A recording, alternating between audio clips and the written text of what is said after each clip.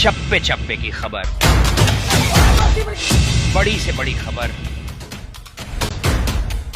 Crime से लेकर राजनीति तक किस नेता ने 5 साल में क्या काम कराया।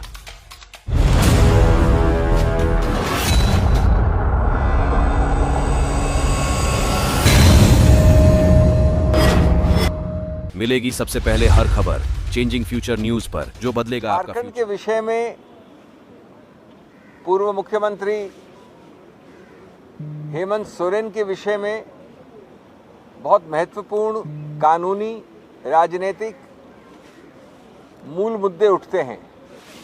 पहली बात, मैं कानूनी पे कोई खास टिप्पणी नहीं करूंगा, क्योंकि मैं खुद पेश होके आया हूं उच्चतम न्यायालय ने, जिन्होंने कल मामला निश्चित किया है, लगाया है कोर्ट में, तो इसलिए मैं उस विषय में बहुत कम नहीं के बराबर बोलूंगा। लेकिन इसका जो राजनीतिक आयाम है वो पहले मैं आपको अवगत कराऊं। एक बहुत ही भद्दा, घिनौना, भर्त्सना योग्य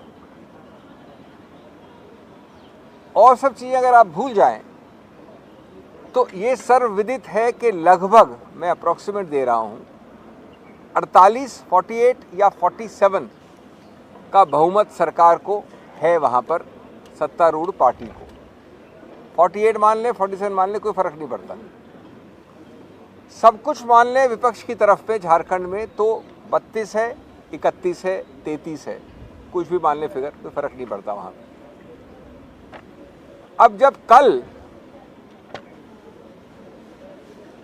कल वाले जो मुख्यमंत्री हैं, जिन्होंने बाद में इस्तीफा दिया और जाके राज्यपाल के भवन में औपचारिक रूप से कहा, और उसके बाद सूची दी गई, और सूची के अलावा सर्वविदित है, सबको पता है कि ये बहुमत है 48 या 47 का, तो मेरा पहला मूल प्रश्न है कि गणतंत्र लोकतंत्र में आज हम 12 बजे, 11:30 बजे यहाँ खड़े हैं, माननीय राज्यपाल जी ने अभी तक क्यों नहीं नियुक्त किया मुख्यमंत्री? क्यों नहीं किया?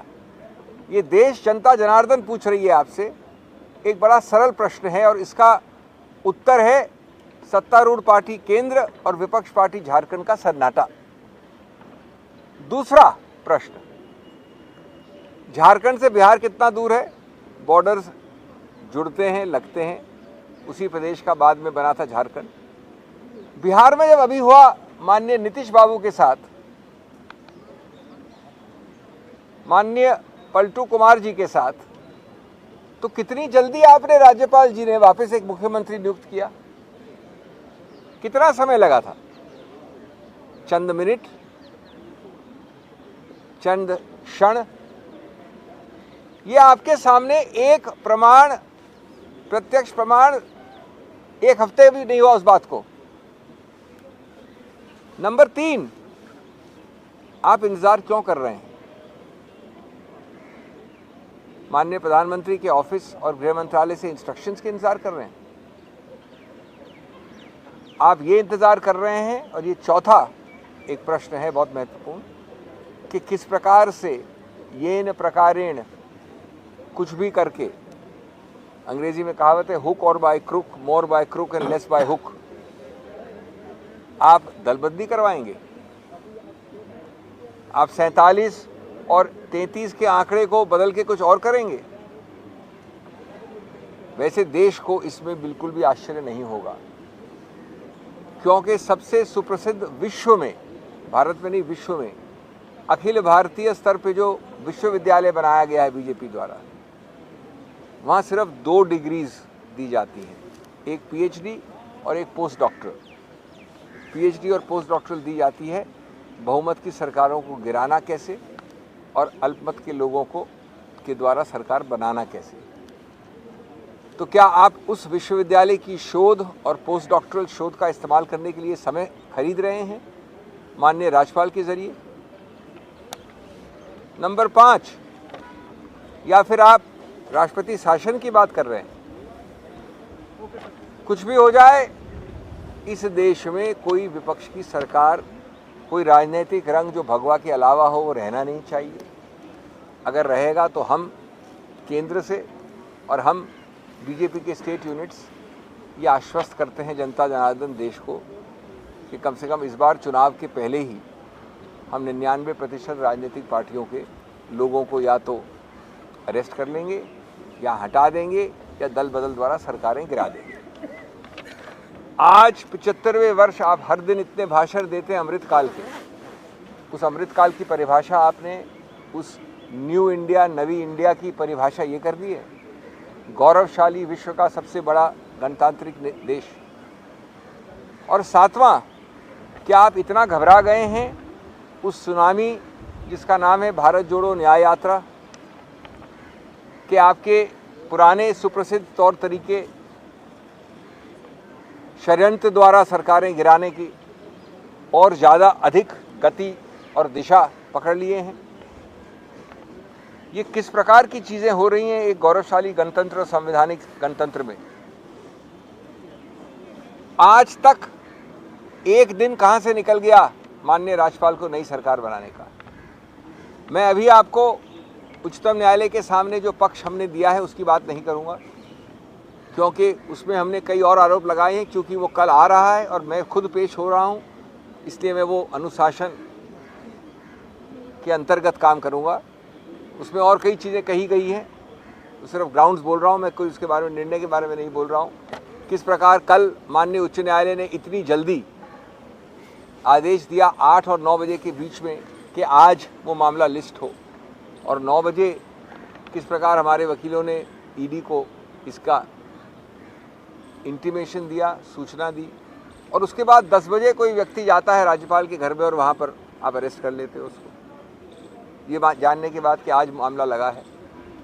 वो सब चीज़ें हम कल कोर्ट में बात करेंगे। जैसा मैंने कहा, मैं यहाँ बात नहीं कर रहा हूँ, लेकिन मूल मुद्दा है कि इस प्रकार से गणतंत्र का हत्या जो आप दिन प्रतिदिन कर रहे हैं उसका कोई ना कोई जवाबदेही तो होगी, और आपके ज़रिए देश जवाबदेही मांग रहा है, हम मांग रहे हैं।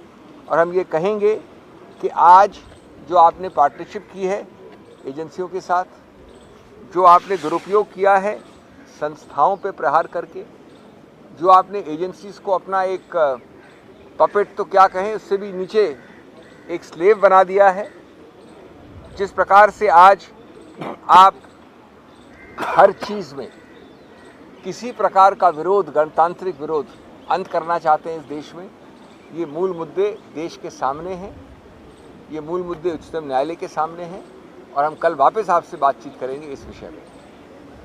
Friends, very briefly in English, had Hemant Soren joined the NDA, there would have been a different scene. He would have been washed through BJP's washing machine. You notice the rhyme between scene and machine. The BJP, friends, has established the world's most world-renowned university on an all-India basis, which gives only PhDs and postdoctorals on one theme alone: how to topple elected governments, how to convert majorities into minorities, how to encourage defections, how to create inducements. Number two, the BJP has created an authoritarian, absolutist and autocratic system in the world's largest democracy. They brook of no opposition. Let me tell you the latest in this multi-edition serial. I want to ask a fundamental constitutional legal question for which we have only received stunning silence for the last 18 odd hours. Yesterday in the Jharkhand Assembly, where the whole world knows that the figures are roughly 47 or 48 majority and roughly 33-32 opposition, after the Honorable Chief Minister had submitted his resignation to the Governor and a new Chief Minister with the numbers known was proposed, why has the Governor been paralyzed into inaction for the last 18 hours? A whole day will be over shortly. Why? No answer. Eloquent silence. Number two, hardly a week ago in neighboring Bihar, where the borders touch. How quickly did the governor swear in Honorable Mr. Paltu Ram for the 9th time? How much time did it take? A few seconds, a few minutes, versus 18 hours till today as we speak.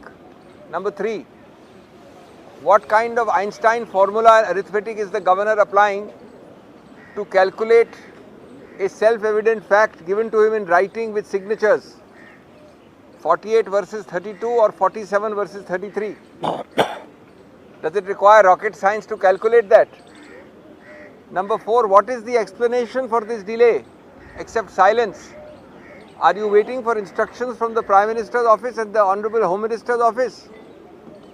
Number 6, or are you waiting to employ every possible way by hook or by crook, and more by crook and less by hook, to get MLAs to change sides, to offer inducements, to do horse trading? Because this is clearly your definition of New India. This is your vision of the 75th Amrit Kal.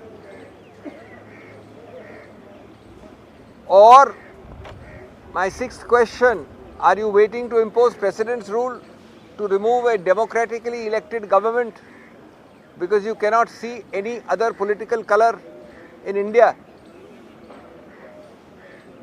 The nation wants to know what the Honorable Prime Minister and what the Honorable Home Minister are thinking, because that alone counts. Not the governors, not elected chief ministers, not MLAs, not constitutional functionaries. This is a moment of reckoning in this country. You are trying to, not that you will succeed, ensure that this is a opposition Mukta Bharat before the elections? Are you trying to ensure that this is a Virod protest Mukta Bharat? Are you trying to ensure that no other voice is heard? One day you suspend 150 odd MPs, another day you do these tactics by enrolling as your dearest partner all the agencies of this government. I think it is a sad day for India. I am not speaking about the court and the legal aspects of this matter, since I am appearing as counsel and the matter has been kindly fixed by the Honorable Supreme Court for tomorrow. There are other issues raised there, etc., which we will not discuss now, which will come tomorrow, as to how an arrest happened at 10 o'clock when the ED was notified of the matter listed today morning, notification being at 9 o'clock, etc., etc. But this raises fundamental issues, and let me tell you, I will have much to say tomorrow when I meet you after the Supreme Court hearing. But the issues I have raised are relating to the realm of the governor, to the political class, to society, to our democratic polity, to the Constitution of India, and we would like to shock the conscience of the nation through you. Thank you. Also a few words? Also a few words? हाँ बोलो. मेरे colleague कुछ कहना चाहेंगे आप? आदरणीय अक्षय मनु सिंघवी जी and मेरे press के मित्रों, अभी जो झारखंड में हुआ है ये आप देखोगे तो थोड़ा इतिहास में जाइए।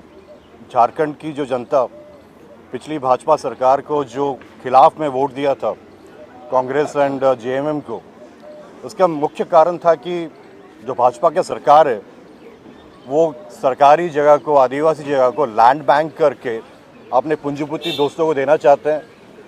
ये आदिवासियों की लड़ाई है, जल जंगल ज़मीन इसी की लड़ाई है। एंड ये सरकार जो केंद्र की सरकार है, लगातार जो कॉन्स्टिट्यूशनली चुने हुए मुख्यमंत्री है उनको जिस तरह से बेइज्जत करके, प्रत्यार्थ करके एक संविधान के मुख्यमंत्री को इस टाइप के घटना की है, इसके पीछे जो षड्यंत्र है वो ज़मीन का ही मामला है। छत्तीसगढ़ में भी देखें, जैसे ही भाजपा की सरकार आई है हसदियों में माइनिंग की एक्टिविटी फिर से चालू हो गई है। आप लोग सबको याद होगा जो कन्हैयालाल भील का मर्डर केस हो, या सुरेंद्र चौहान ने जो आदिवासी परिवार को कत्ल किया था, मारे थे, या फिर अनेक एट्रोसिटी जो आदिवासी के खिलाफ होते आ रहा है, ये सरकार बिल्कुल रूप से इनका एक षड्यंत्र है कि आदिवासियों को कैसे नीचा दिखाया जाए।